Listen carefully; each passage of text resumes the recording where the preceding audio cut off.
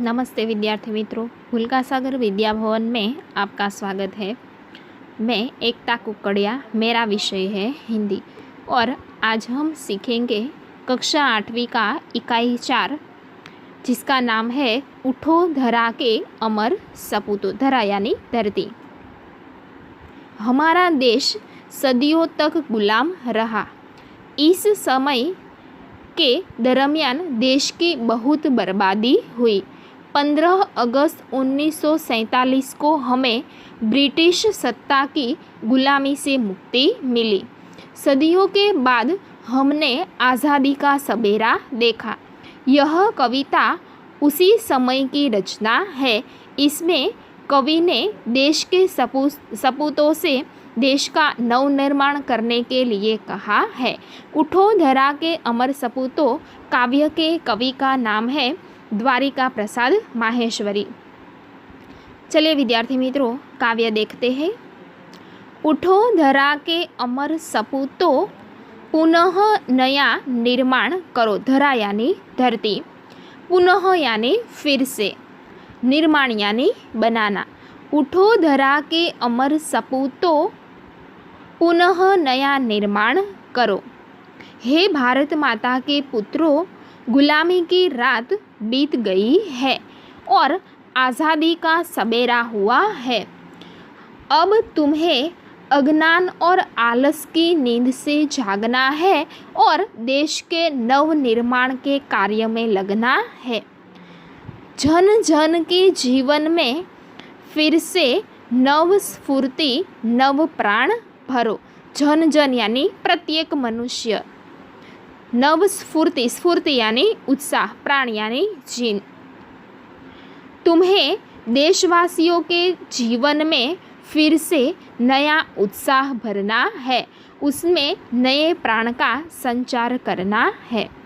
आगे देखते हैं। नई प्रातः है, नई बात है। प्रातः यानी सुबह, बात यानी चर्चा।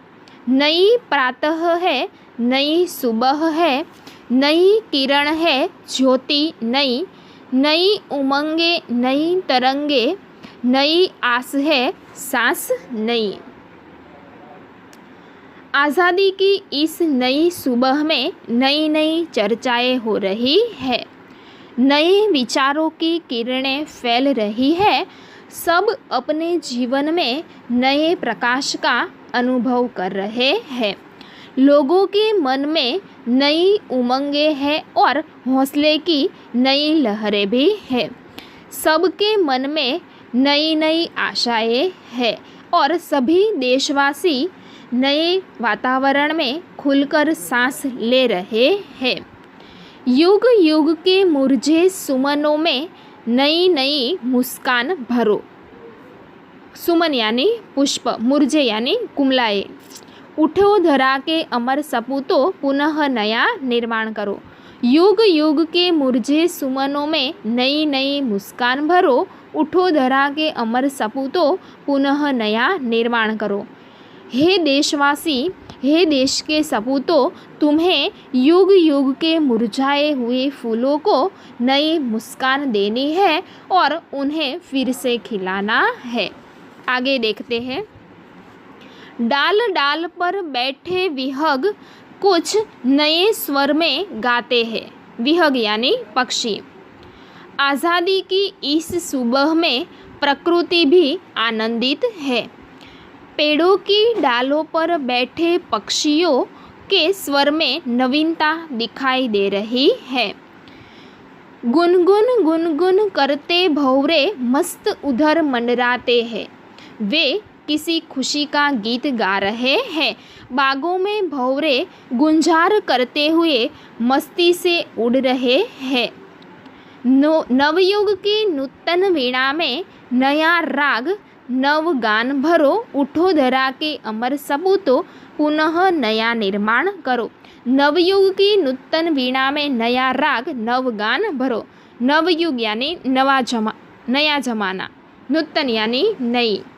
हे देश के सपूतों, स्वतंत्रता के बाद देश में नया युग आया है और इस नए युग की नई वीणा में तुम्हें नए राग और नए गान भरने हैं। आगे देखते हैं। कली कली खिल रही इधर, वह फूल फूल मुस्काया है। कवि कहते हैं कि इधर उद्यान में कलियां खिल रही है और प्रत्येक पुष्प मुस्कुरा रहा है। धरती माँ की आज हो रही नई सुनहरी काया है। सारे देश में स्वतंत्रता के सूर्य का प्रकाश फैला हुआ है।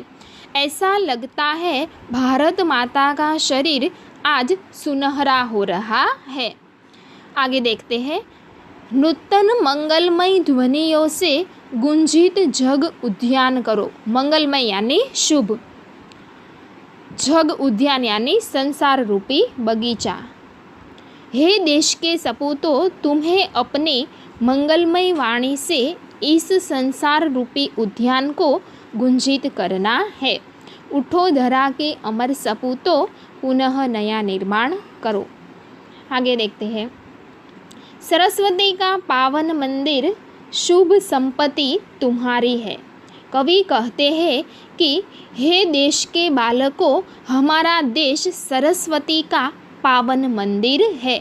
यहाँ की कल्याणकारी सारी विद्याएं तुम्हारी शुभ संपत्ति है। आगे देखते हैं। तुम में से हर बालक इसका रक्षक और पुजारी है। कवि कहते हैं कि तुम में से प्रत्येक बालक इस विद्या मंदिर का रक्षक और पुजारी है। आगे देखते हैं। शत शत दीपक जला ज्ञान के नवयुग का आह्वान करो। आह्वान यानी पुकारना। कवि कहते हैं कि तुम्हें यहाँ ज्ञान के सैकड़ों दीपक जलाने हैं और नए युग का आह्वान करना है। उठो धरा के अमर सपूतों, पुनः नया निर्माण करो। हे धरती माता के अमर पुत्रों, आलस और निंद्रा त्यागो और भारत के पुनः निर्माण के कार्य में लग जाओ। देखा विद्यार्थी मित्रों, हमने काव्य समझा। अब हम स्वाध्याय के कुछ प्रश्न देखते हैं। पहला प्रश्न है, कवि माहेश्वरी जी धरा के सपूतों से क्या कहना चाहते हैं? उसका उत्तर देखते हैं। सदियों की गुलामी के बाद हमारे देश को स्वतंत्रता मिली है।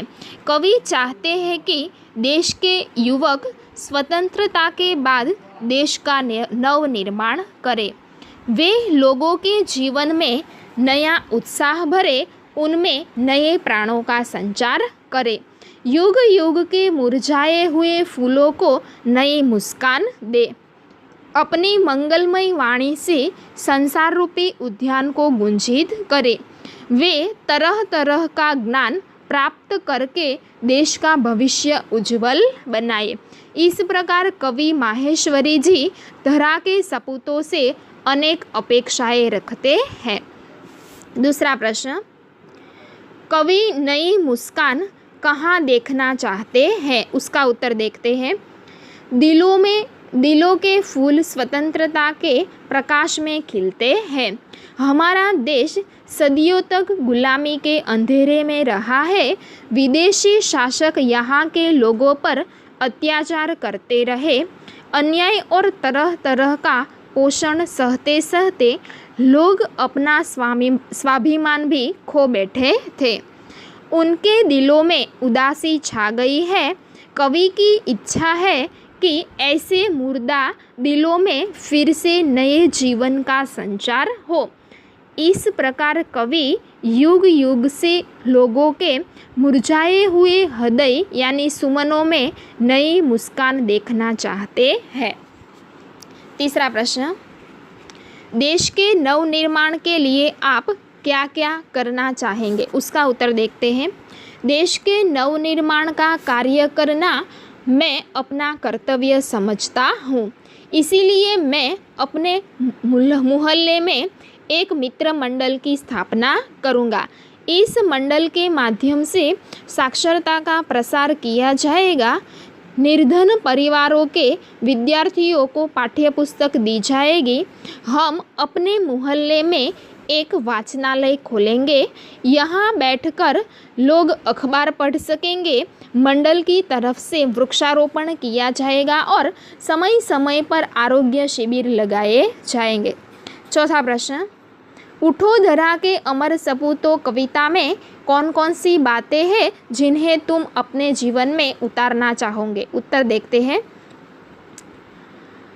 उठो धरा के अमर सपूतों कविता की कई बातें मैं अपने जीवन में उतारना चाहता हूँ, जैसे कि मैं अपने देश से प्रेम करूँगा, मैं केवल अपने लिए नहीं बल्कि देश के लिए जीऊँगा, मैं सारे देशवासियों को अपना मानूँगा, मैं खूब मन लगाकर पढ़ूँगा, पढ़ लिख कर अपने ज्ञान का उपयोग करके देश की सेवा करूँगा, मैं ऐसे काम करूँगा जिनके देश का गौरव बढ़े, मैं देश की रक्षा करने में कभी पीछे नहीं हटूँगा।